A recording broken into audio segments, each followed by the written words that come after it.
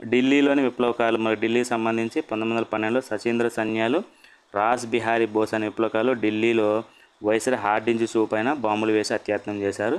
ఈ దాడిలో హార్డింజ్ త్రుటిలో తప్పించుకున్నాడు. సచీంద్ర సన్యాలు బందీ జీవన్ అనే విప్లవ నవలని రచించాడు. బందీ జీవన్ అనే పత్రికను రచించింది సచీంద్ర సన్యాల్. ఇక్కడ చూడండి, రాస్ బిహారీ బోసు, రాస్ బిహారీ ఘోష్ ఇద్దరు వేరు, బోసు వేరు, ఘోష్ వేరు.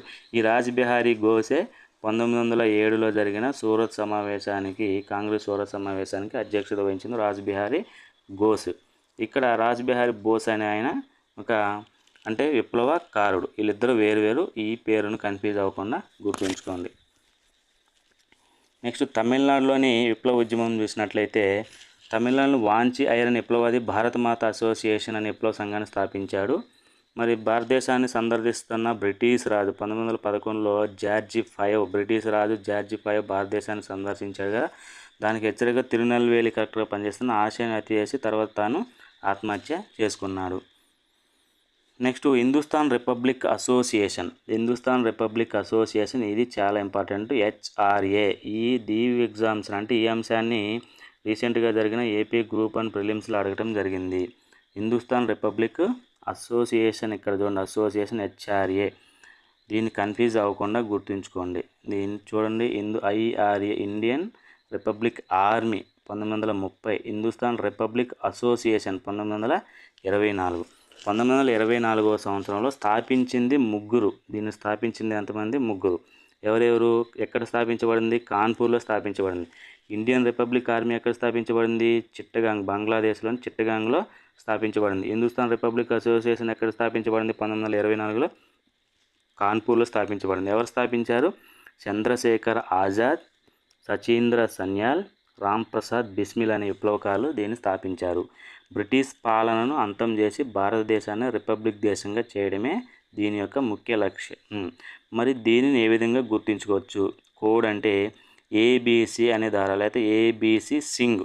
ఆల్ఫాబెట్ చూసినట్లయితే ABC మొదటి 3 అక్షరాలు ABC సింగ్. ఇక్కడ ఏ అంటే చంద్రశేఖర్ ఆజాద్, B అంటే బిస్మిల్, ఇక్కడ C అంటే సన్యాల్, సచీంద్ర సన్యాల్. అలా గుర్తుంచుకోండి రైమిక్ సౌండ్. సింగ్ అంటే భగత్ సింగ్. మరి మొదటగా స్థాపించింది ముగ్గురే, కానీ ఈ HRAని మళ్ళీ భగత్ సింగ్ సంస్కరించాడు. కావున ఈ భగత్ సింగ్ పేరును కూడా ఈ ఎగ్జామ్స్లో అడగటం జరిగింది. అందుకని ఇలా కోడ్ రూపొందించడం జరిగింది. 1925లో, ఎక్కడ 24లో స్థాపిస్తే 25లో భగత్ సింగ్ HRAలో చేరాడు. అంటే దీనిని స్థాపించింది ముగ్గురు మాత్రమే.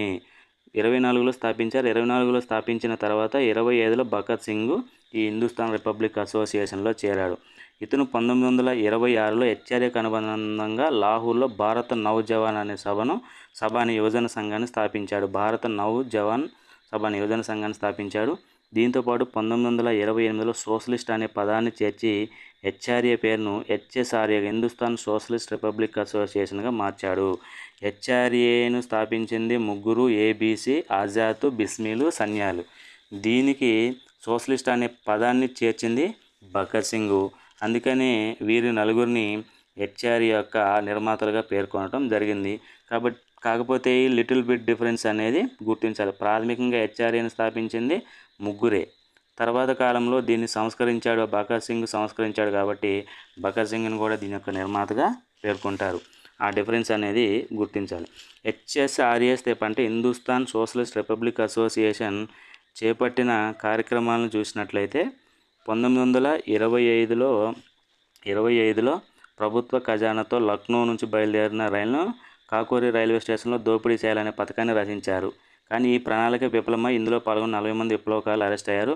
ఇందులో రోషన్ సింగ్, రాజేంద్ర లాహిరి, ఆస్ఫాక్ మరియు రాంప్రసాద్ బిస్మిల్ ఉరికంబానికి ఎక్కించగా సచీంద్ర సన్యాల్కు యావజ్జీవ కారాగార శిక్ష విధించి ఇతరులకు 10 ఏళ్ల శిక్ష విధించారు. దీన్ని కాకోరి కుట్ర కేసు అంటారు. చాలా ఇంపార్టెంట్. కాకోరి కుట్ర కేసు ఎప్పుడు జరిగింది? 1925లో జరిగింది. ఎవరు చేపట్టారు? Hindustan socialist republic association. దీంట్లో పాల్గొన్న వారి పేర్లు వచ్చేసి రోషన్ సింగ్, లాహిరి, రాంప్రసాద్ బిస్మిల్ లేదా రాజేంద్ర లాహిరి. అలా గుర్తుంచుకోండి. 1925లో జరిగింది. నెక్స్ట్ అదే 1928లో అదే లాహోర్, ఇక్కడ లక్నో, ఇక్కడ లాహోర్. ఈ డిఫరెన్స్ చూడండి. నెక్స్ట్ లాహోర్లో పనిచేస్తున్న పోలీస్ అధికారి శాండర్స్ను హత్య చేయడం జరిగింది. ఎవరు? భగత్ సింగ్, చంద్రశేఖర్ ఆజాద్, రాజ్గురు అనే విప్లవకారులు ఈ దాడిలో పాల్గొన్నారు. దేని కొరకు? కాంగ్రెస్ సీనియర్ నేత లాలా లజపత్ రాయ్ని పోలీసులు తీవ్రంగా గాయపరిచి అతని మరణానికి కారకులయ్యారు. ఈ పోలీసులు లాఠీచార్జీ చేయడం వల్ల లాలా లజపత్ రాయ్ గాయపడి మరణించడం జరిగింది. దీనికి ప్రతీకారంగా హిందుస్థాన్ సోషలిస్ట్ రిపబ్లిక్ అసోసియేషన్ విప్లవకారులు శాండర్స్ను హత్య చేశారు. దీనిని లాహోర్ కుట్ర కేసు అంటారు. దీన్ని ఎలా గుర్తుంచుకోవచ్చు? ఇక్కడ చూడండి, కాకోరి కుట్ర కేసు, రైల్వే అనేది కాకోరి కేసు అనేది 1925లో జరిగింది. మరి హిందుస్థాన్ సోషలిస్ట్ రిపబ్లిక్ అసోసియేషన్ వారే చేపట్టారు. నెక్స్ట్ 28లో ఇక్కడ చూడండి, ఇక్కడ లక్నో బయలుదేరింది, ఇక్కడ లాహోర్లో పనిచేస్తుంది. లాహోర్ కుట్ర, అందుకనే శాండర్స్ని హత్య చేయడం జరిగింది. లాహోర్ కుట్ర దేనికి సంబంధించింది? లాలా లజపత్ రాయ్ మరణానికి కారణమైన శాండర్స్ను హత్య చేయడం సంబంధించిన కేసు. అలా గుర్తుంచుకోండి, లాహోర్ కుట్ర లాలా లజపత్ రాయ్ సంబంధించిన కేసు. అలా గుర్తుంచుకుంటే ఈజీగా గుర్తుంటుంది. లాహోర్ కుట్ర కేసు అనగానే లాలా లజపత్ రాయ్పై లాఠీచార్జీ చేయటం వల్ల, అంటే శాండర్స్ అనే అధికారి లాఠీచార్జీ చేయటం వల్ల చనిపోయాడు కాబట్టి అతన్ని చంపిన కేసే ఇది, లాహోర్ కుట్ర కేసు. ఎవరు? భగత్ సింగ్, చంద్రశేఖర్ ఆజాద్, రాజ్గురు అనే విప్లవకారులు పాల్గొన్నారు. 1929లో భగత్ సింగ్ మరియు రుతికేశ్వర్ దత్, ఇక్కడ అది రుతికేశ్వర్ దత్, ఇది భగత్ సింగ్, రుతికేశ్వర్ దత్తులు పార్లమెంట్లో బాంబులు వేయడం జరిగింది. ప్రజా వ్యతిరేక బిల్లులైన సేఫ్టీ బిల్లు, అంటే public safety bill, industrial dispute బిల్లులు. మరి ఇక్కడ అంటే పార్లమెంటుపై బాంబులు వేసిన వారు ఎవరెవరు? భగత్ సింగ్ మరియు రుతికేశ్వర్ దత్. ఎప్పుడు? 1929. దీని సందర్భంగా అంటే ఈ బాంబులు వేసిన కేసులోనే భగత్ సింగ్ను ఇక్కడ 1931 మార్చిన లాహోర్ జైల్లో భగత్ సింగ్కు మరియు రాజ్గురు మరియు సుఖదేవ్ను శాండర్స్ కేసులో హత్య చేయడం జరిగింది. ఇక్కడ 1929లో హెచ్ఆర్ఎస్కి చెందిన ఇంకొక విప్లవాది జతీంద్రనాథ్ దాస్ 63 నిరాహార దీక్ష చేసి లాహోర్ జైల్లోనే మరణించాడు. ఇక్కడ ఈ శాండర్స్ అంటే లాహోర్ కుట్ర కేసులో అరెస్ట్ అయిన భగత్ సింగ్ మరియు రాజ్గురు, సుఖదేవ్, ఈ ముగ్గురు పేర్లు కూడా చాలా చాలా ఇంపార్టెంట్. భగత్ సింగ్ లాహోర్ కుట్ర కేసులో ఉరి తీయబడిన వ్యక్తులు భగత్ సింగ్, రాజ్గురు, సుఖదేవ్. శాండర్స్ హత్య కేసులో ఉరి తీయబడ్డారు. ఎప్పుడు? 1931 23 మార్చి. మరి 63 రోజుల పాటు నిరాహార దీక్ష చేసిన ఎవరు? జతీంద్రనాథ్ నిరాహార దీక్ష. ఇలా గుర్తుంచుకోండి, చాలా చాలా important. Hindustan republic association HSRA లేదా HRA, Hindustan republic association, Indian republic army.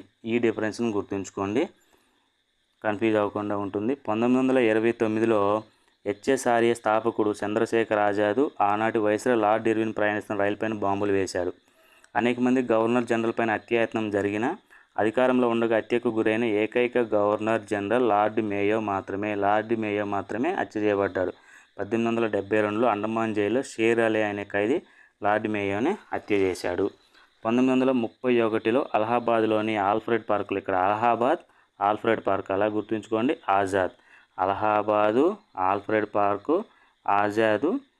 ఈ అంటే చంద్రశేఖర్ ఆజాద్కి మరణానికి సంబంధించిన అంశాలను లింక్ చేస్తూ చెప్తున్నాను. అలహాబాద్లోని ఆల్ఫ్రెడ్ పార్క్లోనే ఆజాద్ ఆత్మహత్య చేసుకున్నాడు. అలా గుర్తుంచుకొని పోలీసులతో పోరాడుతూ ఆత్మహత్య చేసుకున్నాడు. 1924లో HSRAని స్థాపించడం జరిగింది. అది 1931లో చంద్రశేఖర్ ఆజాద్ యొక్క మరణంతో ఇది అంతమైంది. మరి విదేశాల్లో ఉన్న విప్లవకారులను చూసినట్లయితే భారతదేశానికి సంబంధించి భారతదేశంలో సమాంతరంగా విదేశాల్లో అంటే ఈ విప్లవ ఉద్యమాలు విదేశాల్లో కూడా జాతీయ ఉద్యమానికి ప్యారలల్గా జరిగినాయి. మరి లండన్కి సంబంధించి చూసినట్టయితే, ఇంగ్లాండ్లో లండన్ చూసినట్లయితే శ్యామ్జీ కృష్ణవర్మ గుజరాత్ ప్రాంతానికి సంబంధించిన ఆయన 1905లో లండన్లో Indian home rule league society అనే సంస్థను స్థాపించి విప్లవ కార్యక్రమాలను కొనసాగించాడు. ఇతను ఇండియన్ సోషియాలజిస్ట్ అనే పత్రికను ప్రారంభించాడు. ఇండియన్ సోషియాలజిస్టు శ్యామ్జీ కృష్ణ వర్మ సొసైటీ అని గుర్తుంచుకోండి. ఇక్కడ చూడండి, ఇండియన్ హోమ్ రూల్ లీగ్ సొసైటీని 1905లో ఇక్కడ శ్యామ్జీ కృష్ణవర్మ స్థాపిస్తే, అమెరికాలో 1914లో లాలా లజపత్ రాయ్ స్థాపించాడు ఇండియన్ హోమ్ రూల్ లీగ్ అనే సంస్థను. లాలా లజపత్ రాయ్ 1914లో అమెరికాలో ఆయన కూడా ఏర్పాటు చేయడం జరిగింది. ఈ డిఫరెన్స్ని గుర్తుంచుకోండి. ఇక్కడ అమెరికాలో ఎవరన్నప్పుడు లాలా లజపత్ రాయ్ని మనం సరైన ఆన్సర్గా గుర్తించాలి. లండన్ అన్నప్పుడు శ్యామ్జీ కృష్ణవర్మను మనం గుర్తించాలి. ఇండియాలో మరి హోమ్ రూల్ లీగ్ కూడా జరిగింది, బాలగంగాధర్ తిలక్ అదేవిధంగా అన్బీసెంట్. అంటే ఇక్కడ ప్రాంతాన్ని బట్టి దానిని ఏర్పాటు చేసింది ఎవరని అడగటానికి అవకాశం ఉంది. మహారాష్ట్రలో అయితేనే బాలగంగాధర్ తిలక్, మరి మద్రాసులో అయితేనే అన్బీసెంట్, అదేవిధంగా అమెరికాలో అయితేనే లాలా లజపత్ రాయ్, లండన్లో అయితేనే శ్యామ్జీ కృష్ణవర్మ. ఈ డిఫరెన్స్ను గుర్తిస్తూ చదవండి. నెక్స్ట్ ప్యారిస్లో బొంబాయిలోని పార్సీ మతానికి సంబంధించిన మేడం బికాజీ. ఇక్కడ చూడండి బొంబాయి బికాజీ కామ అలా గుర్తుంచుకోండి. ప్యారిస్లో స్థిరపడిన విప్లవ కార్యక్రమాలు చేపట్టింది. ఇక్కడ నుంచి వందే మాతరం అనే పత్రికను ప్రారంభించింది. మరి వందే మాతరం అనే పత్రికను అరవింద్ ఘోష్ కూడా ప్రారంభించాడు. ఒకే పేరు మీద వివిధ రకాల సంస్థలు అదేవిధంగా పత్రికలు అనేక కార్యక్రమాలు నిర్వహించడం జరుగుతుంది కాబట్టి కన్ఫ్యూజ్ అవ్వాల్సిన అవసరం లేదు. ప్రశ్న ఇచ్చినప్పుడు ఆ ప్రశ్నకు సంబంధించి ఆ సందర్భానికి సంబంధించిన ఆన్సర్ను మనం గుర్తించాలి. అరవింద్ ఘోష్ అడిగినప్పుడు అరవింద్ ఘోష్ సంబంధించి వందే మాతరం పత్రిక ఉంది. అదేవిధంగా ఇక్కడ మేడం బికాజీ కామ కూడా వందే మాతరం అనే పత్రికను ప్రారంభించింది. 1907లో జర్మనీలోని స్టట్గార్ట్ అనే నగరంలో తాను రూపొందించిన త్రివర్ణ పతాకాన్ని తయారు చేసి ఎగరవేసింది.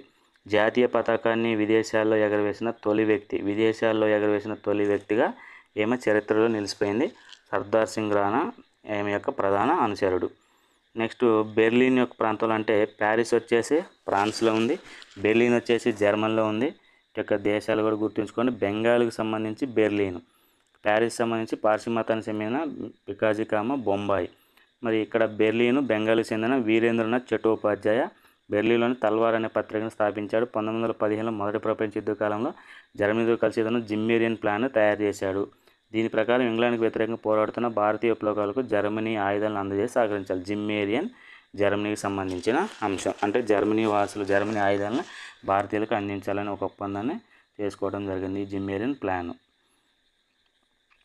నెక్స్ట్ జపాన్లోని టోక్యోలో కూడా రాస్ బిహారీ బోస్, ఇందాక రాస్ బిహారీ ఘోష్ అన్నాక ఇది రాస్ బిహారీ బోస్ ఢిల్లీలో గవర్నర్ జనరల్ హార్డిన్స్ 2 పైన బాంబులు వేసి తర్వాత జపాన్కి వచ్చి స్థిరపడ్డాడు. టోక్యోలో ఇండియా ఇండిపెండెన్స్ లీగ్ అనే సంస్థను స్థాపించాడు. తర్వాత ఈ సుభాష్ చంద్రబోస్ యొక్క ఆజాద్ హింద్ ఫౌజ్లో విలీనమైంది. నెక్స్ట్ కాబూల్లో స్థిరపడిన భారతీయ విప్లవకాలు 1915లో ఆంగ్లేయులకు వ్యతిరేకంగా ఒక సమాంతర ప్రభుత్వాన్ని ఏర్పాటు చేయడం జరిగింది. రాజమహేంద్ర ప్రతాప్ దీని అధ్యక్షుడు కాగా బర్కతుల్లా ఈ ప్రభుత్వానికి ప్రధానమంత్రిగా ప్రకటించుకున్నాడు.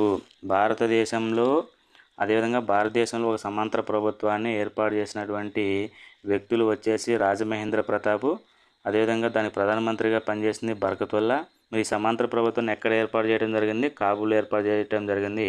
ప్రీవియస్ ఎగ్జామ్స్లో అడిగినటువంటి అంశం. దీన్ని గుర్తుంచుకోవాల్సిన అవసరం ఉంది. Next Vancouver. మరి కెనడాలోని వాంకోవర్ కేంద్రంగా తారక్నాథ్ దాస్ అనే బెంగాలీ విప్లవకారుడు ప్రీ హిందుస్థాన్ అనే పత్రికను స్థాపించాడు. జీడి కుమార్ అని ఇంకొక విప్లవాది స్వదేశీ సేవక్ అనే పత్రికను ప్రారంభించాడు. San Francisco.